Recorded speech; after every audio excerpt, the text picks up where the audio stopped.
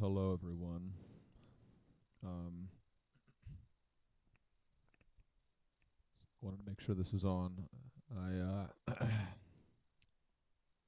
finally found a recording situation in my office that I think will work for me. I I listened to Doctor Asclepius, and it came at a nice moment. I was cleaning the house and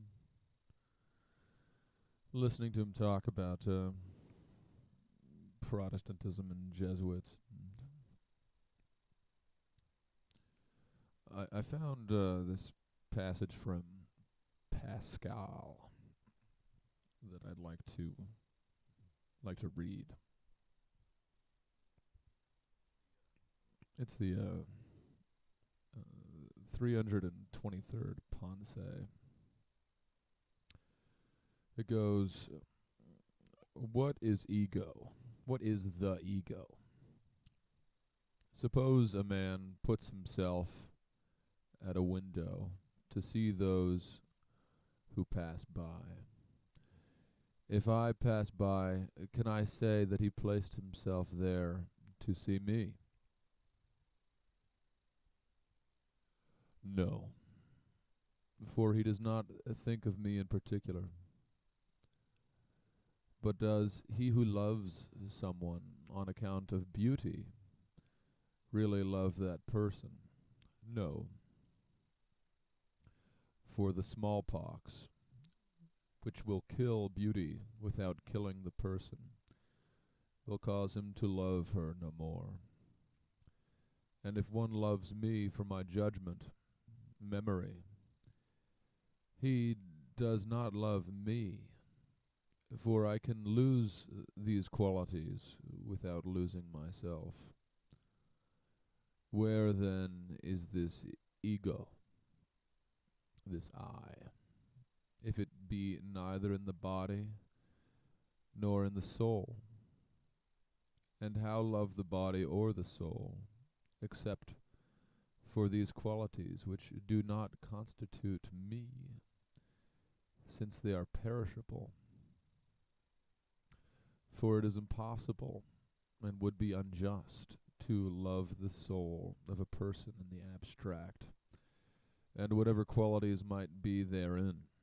We never then love a person, but only qualities. Let us then jeer no more at those who are honored on account of rank and office, for we love a person only on account of borrowed qualities. You know, Pascal, famous, famous.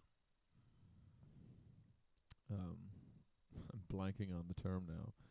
Um, Sort of proto Protestant, whatever that sect was called. Someone will remember. And you know, uh, I'm a Catholic, and I don't really wish to go point by point through any kind of argument in favor of Catholicism over against Protestantism. um, I'll just say that my parents are Protestant,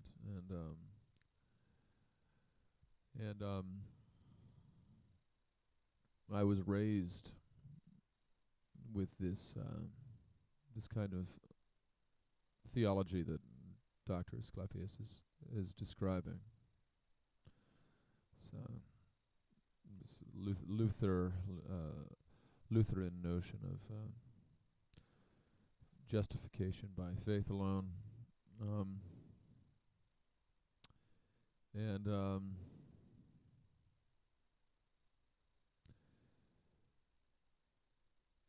I eventually found it unsatisfying,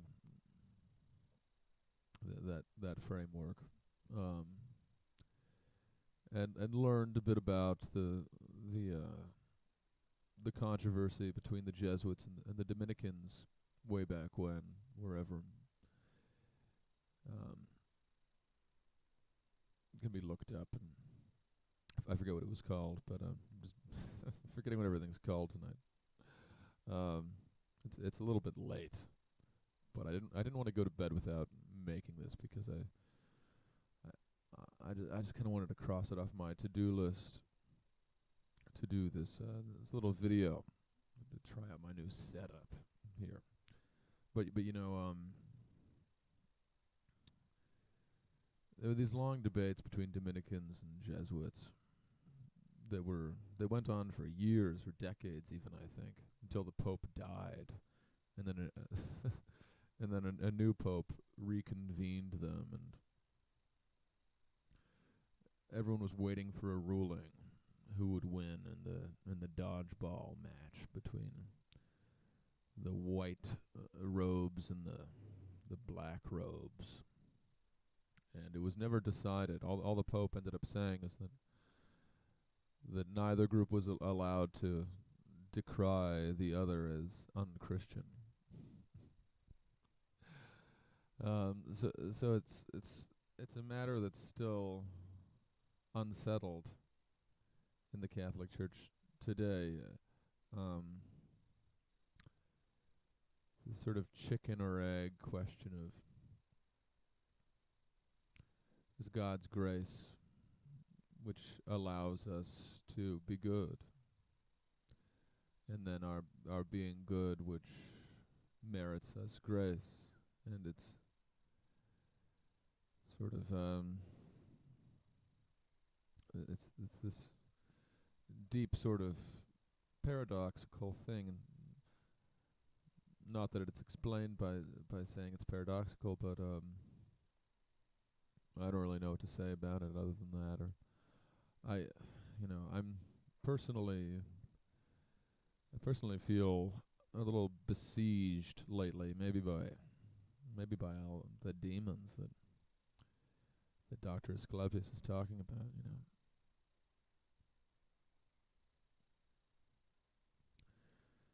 These creepy crawlers, man, creeping around our world. It's no fun. It's no fun to come under spiritual assault. Of course, we couch any such phenomena these days in psychological terms, which, as a failed psychologist, as someone who went through graduate school, and I said to my brother today that, because I was explaining some issues I was dealing with, and he's saying, well, I could give you advice, but you probably know all about it, given that you studied psychology. I said, I feel a little bit like a priest who dropped out of seminary and became an atheist, except instead of religion, replaced religion with psychology. I really don't believe in psychology, but which is a statement would have to be unpacked. But since Dr. Asclepius took notes, I took some notes, just a few bullet points, things I wanted to touch on. Just vis-a-vis the notion of justification, or how we find ourselves justified before God. And something that occurs to me is the sin of pride being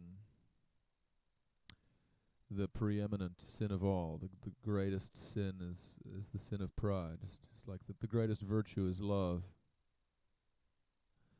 and the greatest sin is pride.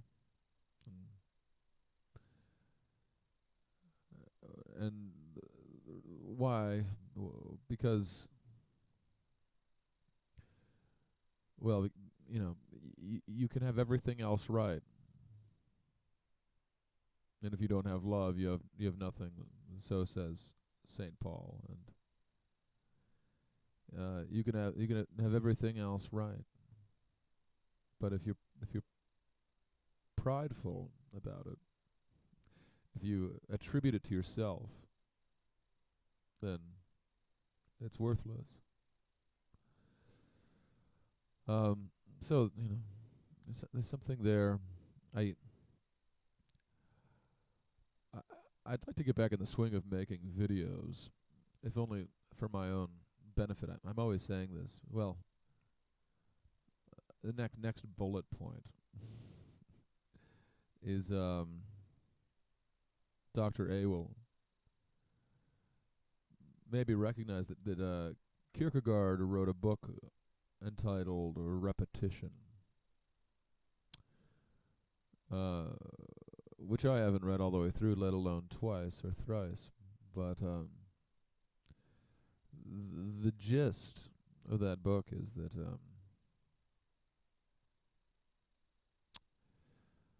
the thesis is that things generally bear repeating, and to say something twice is different than saying it once. And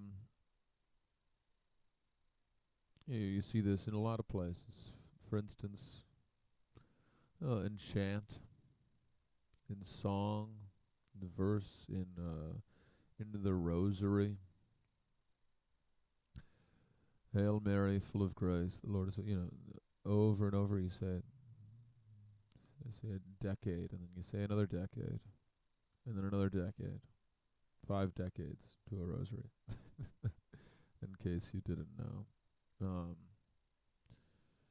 And it's because it's not about conveying information. It's about meditating on something, letting it into your soul. Like it's a little like cooking. You don't just throw a bunch of ingredients into a pot and stir it once and then serve it, or put a hamburger patty down on the frying pan and flip it once. Well, actually, you could do that, I guess, if you time it right. I always end up flipping it a few different times because I get impatient. But irregardless,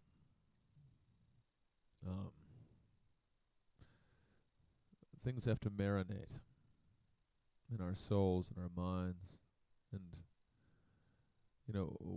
why do we have to live as long as we do and go through all the experiences that we do? And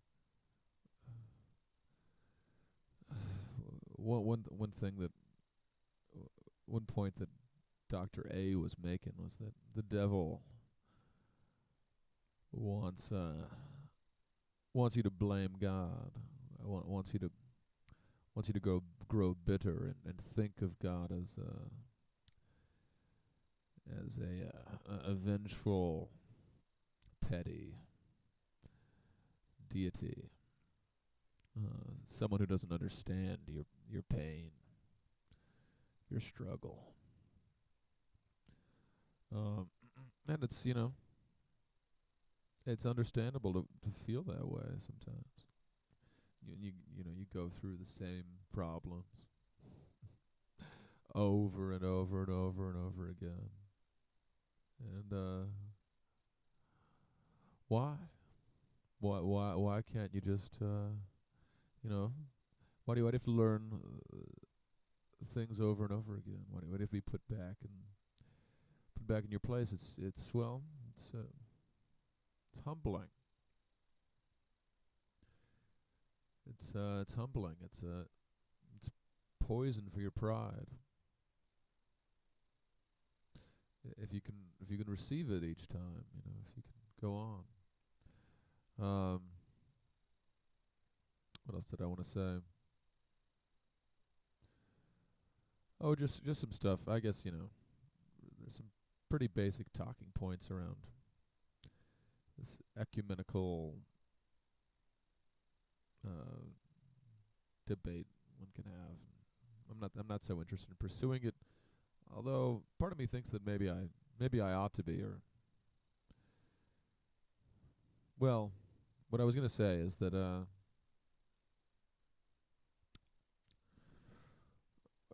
was that uh,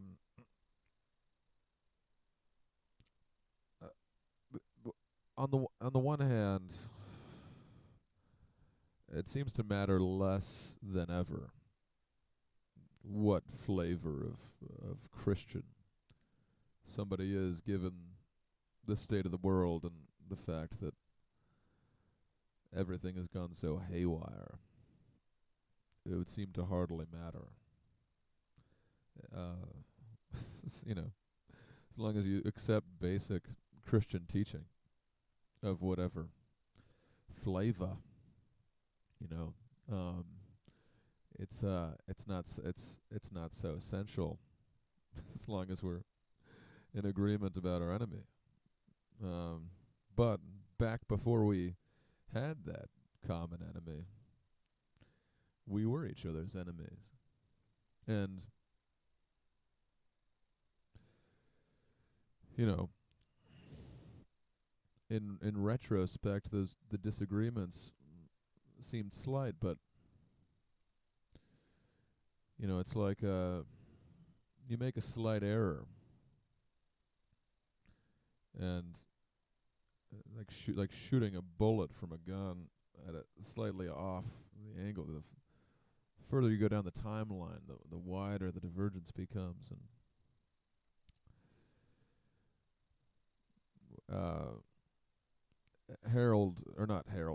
Alan Bloom, for instance, in his book *The Closing of the American Mind*, begins by talking about what went wrong in America, having to do with religious freedom, because America was birthed following the wars of religion. We people settling in America got this carte blanche to be whatever religion one wanted to be, with the kind of the implicit, unstated understanding that you'd all be Christians and you'd all pay your taxes and you'd all, you know, live and let live. But Bloom points out that religious freedom, it kind of it opens a door. It opens a little hole in the membrane, going insane in the membrane, bit by bit, because when you have total religious freedom, that eventually turns into total freedom of all values, complete relativism. Given the fact that religion is the most essential thing, and if you can't agree on that, eventually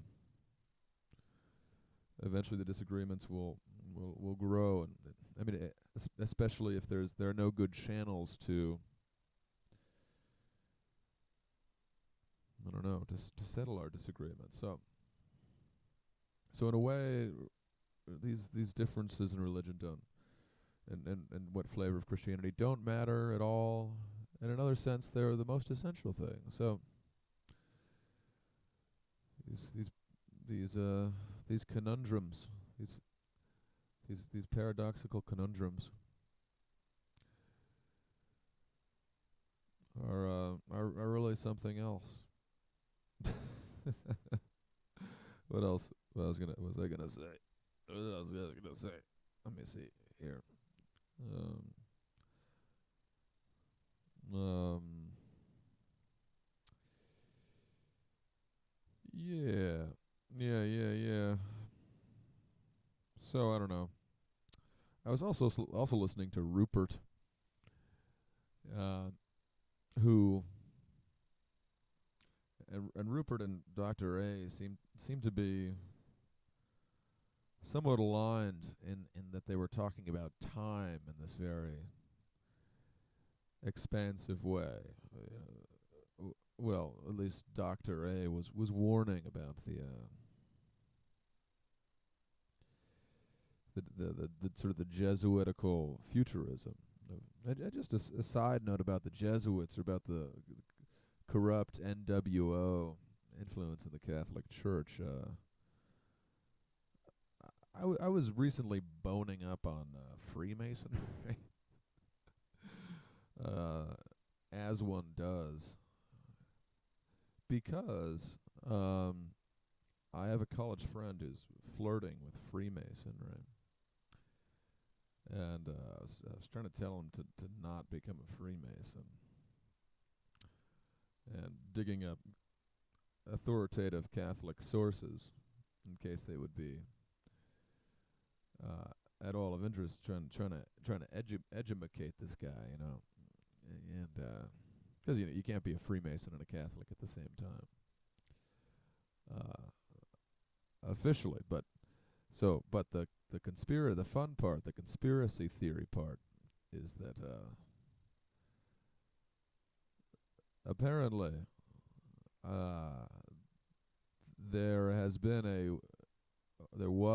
is ongoing infiltration of the Catholic Church up until to high up into the church hierarchy of Freemasons, because I guess the occultic powers that be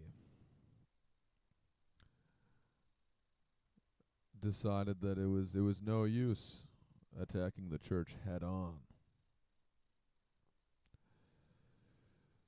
It had to be covert. So I think Saint Maximilian Kolbe, this saint who died in Auschwitz, was a big anti-Mason, and said things to this effect, that this sort of thing was going on. Called it the Freemasons were the head of the serpent. I guess I don't know what the body of the serpent would be. The skull and the bones.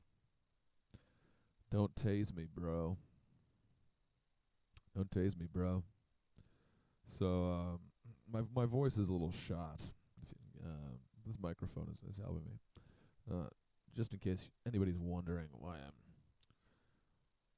not speaking with my usual beautiful timbre. I'm just gonna read a little bit more Pascal, and then maybe wrap things up. This is the next one by Pascal.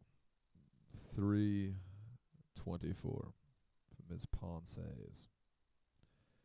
It goes, the people have very sound opinions. For example, in having preferred diversion and hunting to poetry. It's very sound. The half-learned laugh at it, and glory in being above the folly of the world. But the people are right for a reason which these do not fathom. In having distinguished men by external marks, this is number 2, so there are 4 of them. Number 2, in having distinguished men by external marks, as birth or wealth, the world again exults in showing how unreasonable this is, but it is very reasonable. Savages laugh at an infant king. Number 3, in being offended at a blow, on in desiring glory so much. But it is very desirable on account of the other essential goods which are joined to it. And a man who has received a blow without resenting it is overwhelmed with taunts and indignities. Number 4, in working for the uncertain, in sailing on the sea, in walking over a plank. Yeah, there's a short one that came before, the prequel, which relates to the one about being distinguished by. I'm just gonna read that one too. Distinguished by external marks. It goes, to be of noble birth is a great advantage. In 18 years it places a man within the select circle, known and respected, as another would have merited in 50 years. It is a gain of 30 years without trouble.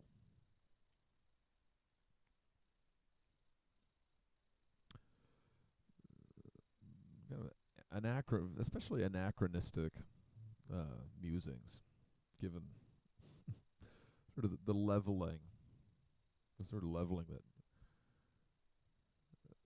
that Rupert was talking about, that is, visible in all these different ways. Everything getting leveled down to the dust. Um, there's a globalist elite, of course.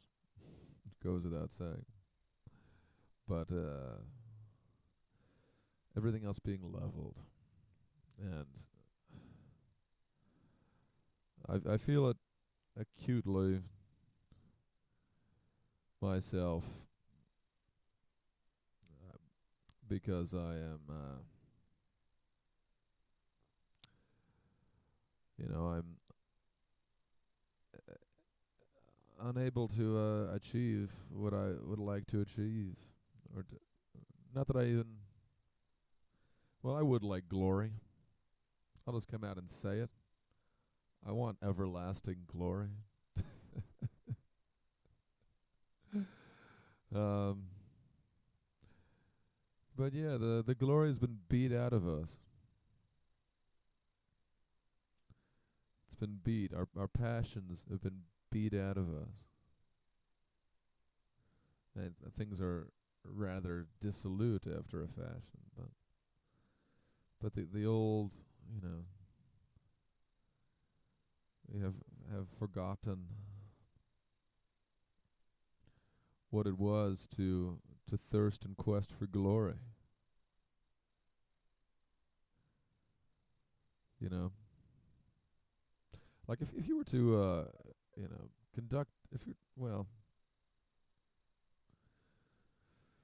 were to fight a good fight, George Washington style these days, what would that involve?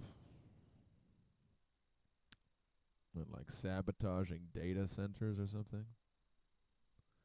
Going to Google headquarters with a bunch of Oscar Mayer weenies duct taped to your chest?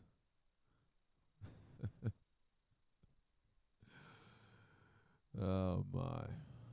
I don't know. I don't know.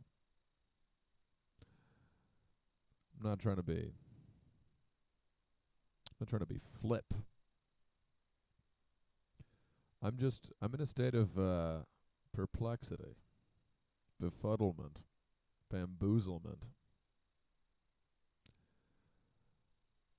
I don't know if it's the winter doldrums or what, but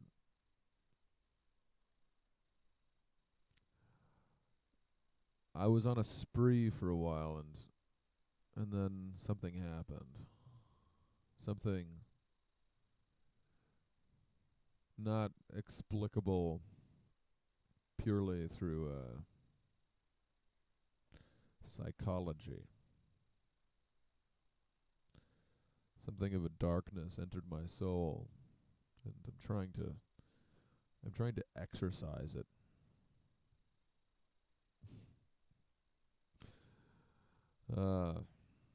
Reality is losing touch with me.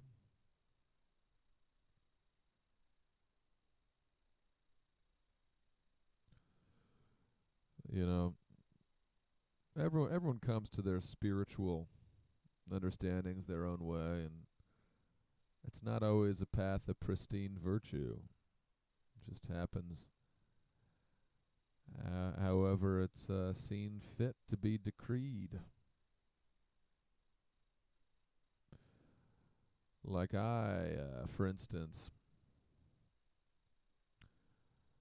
I when I was 14, a friend of mine invited me to do a large amount of this this mescaline-like substance. I had like a full-blown mescaline trip essentially when I was 14. And I've never had a shadow of a doubt since that experience that the spiritual world is real. It's just real to me. I mean, so like it's always been very odd for me to talk to like Daniel Dennett style atheists, people I'd meet in college or whatever, be these steadfast materialists.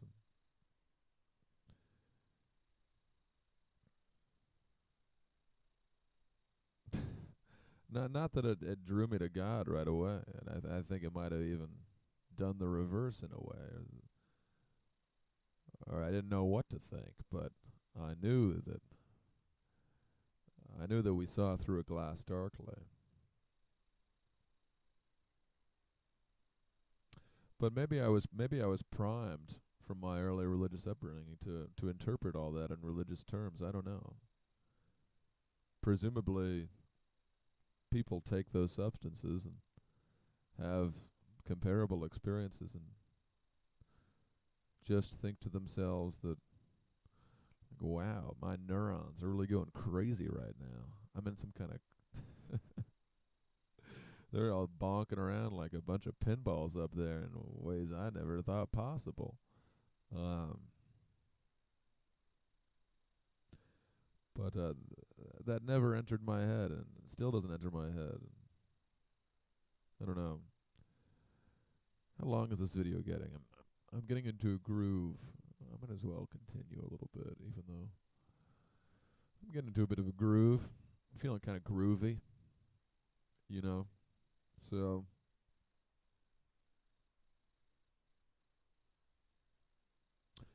just as I said that, I got out of my groove. What happened? What happened, man? I think I wrote one more thing down on my handy dandy notepad. Let me see if I can find what it was. Yeah, that's right. So I have a number of college acquaintances who I see way too much of online just 'cause I'm all cooped up. Nothing better to do, but I had an experience that really made me want to get off of social media. There's one of my best friends is a Marxist, and we talk on the phone quite a lot. And we're good friends, you know. To be honest, we hardly ever talk about politics. We, which is nice, you know. It's nice to have a relationship like that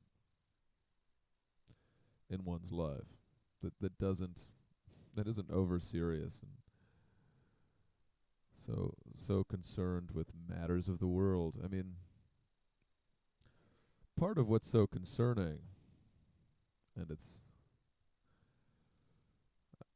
I can't get away from talking about politics and the matters of the world, but part of what's so concerning about the the the high octane, hyper politicized nature of everything is um, how it nullifies private life. You know, there's no place for private life and conversations about more private types of matters of the private sphere, you know, because there's nothing going on. Politics is the only thing to talk about. See, it's the only thing that anybody that has any kind of spermatozoa to it that makes anybody that that quickens the blood. But if you were living in a community and people were getting married and there were dances and festivities and solemnities and local occurrences, the bridge is down. Oh no, gotta go fix that bridge. Jimmy got his finger stuck in the the Kraken again. I don't know. Whatever. You know, that beautiful old Mother Goose world. It seems so far away, so distant. But yeah, when you're all cooped up, when you're just kind of, you're living off 7-Eleven French fries, and day in, day out, you take your happy pills, you take you take your sugar smoothies, and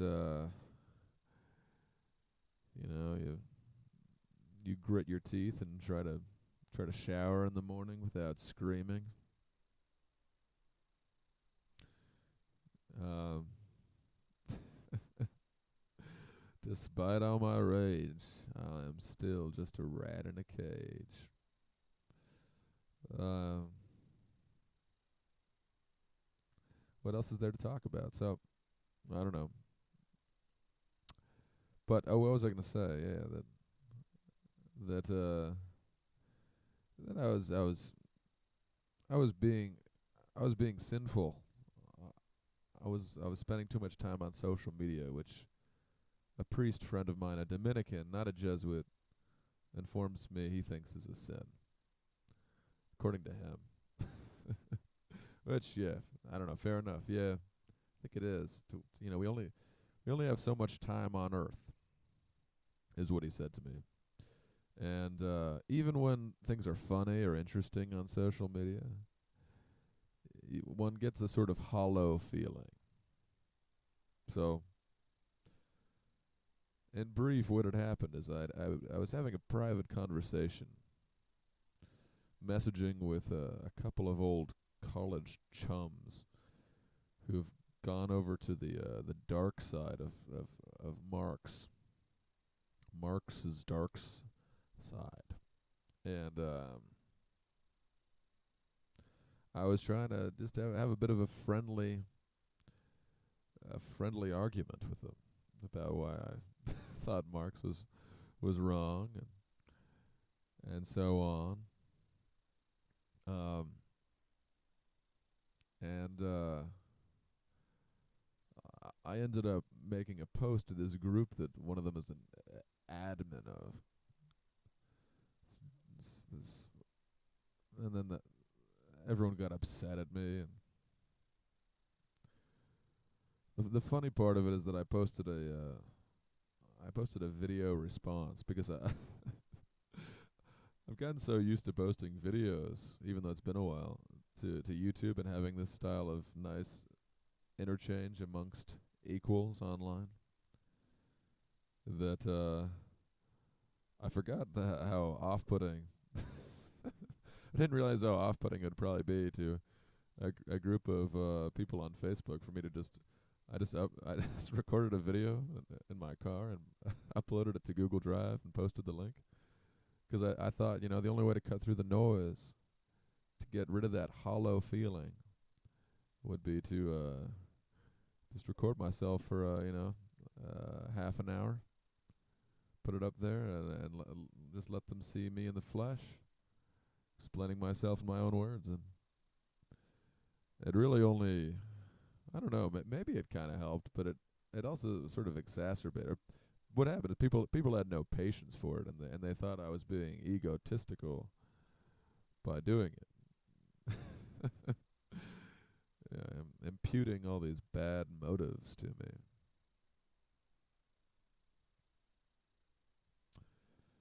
So that really kind of soured me. It kind of threw me into a funk for about 24 hours. And after that, I was just like, you know what? I don't want. I don't. I'm a little embarrassed to admit that such things have the power to funkify me, to throw me into the funk world, but they do, and I should just own up to that and be a man about that, and not get up. So not put myself in situations where I'm just gonna get upset. And so I don't know. I'm trying to reinvent myself. I'm working myself up atom by atom, molecule by molecule. By the time I'm done, I'm gonna be bigger than Hulk Hogan. I'm gonna be smarter than Einstein,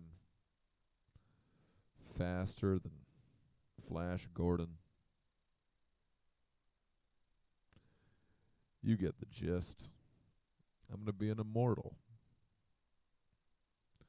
I'm gonna be a gleaming, it's like oily skinned immortal being who can fly and use telekinesis. That's my goal in 2021. I'd like to learn how to fly and learn telekinesis. So, see how that goes.